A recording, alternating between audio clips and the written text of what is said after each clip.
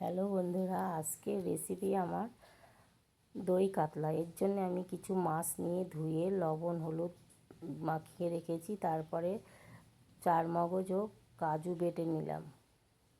তারপরে সর্ষে পোস্ত ও কাঁচা লঙ্কা বেটে নিলাম। এবার একটা বাটিতে কিছু দই নিলাম, লবণ নিলাম, হলুদ নিলাম, একটু লঙ্কার গুঁড়ো দিলাম, তারপরে কাজু আর চারমগজ বাটাটা দিলাম। এবার সর্ষে পোস্ত কাঁচা লঙ্কা বাটাটা দিলাম, একটু মিষ্টি দিলাম, একটু তেল দিলাম, দিয়ে এই ব্যাটারটাকে ভালো করে গুলে নিলাম।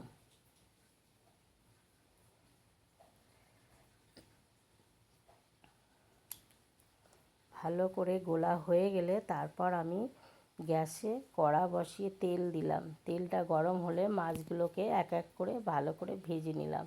এই মাছগুলো একটু কম ভাজতে হবে।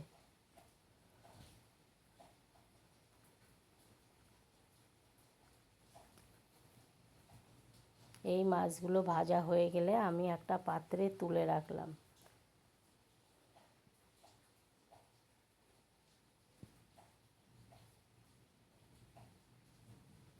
তারপর ওই তেলে গরম মশলা ফোড়ন দিলাম এবং একটু পেঁয়াজ বেটে রেখেছিলাম সেটাকে দিয়ে কষিয়ে নিলাম।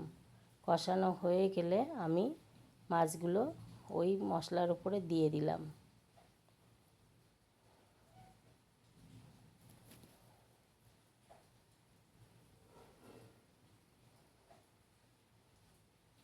তারপর আমি দইয়ের মিশ্রণটা ওতে দিলাম। আমি কোনো আলাদাভাবে জল দেব না, ওই বাটিটাকে ধুয়ে আমি একটু জল দেব। তারপরে এই মাছগুলো কিছুক্ষণ ফোটার পরে একটু তেল ছাড়া ছাড়া হয়ে গেলে একটু গরম মশলার গুঁড়ো দেব।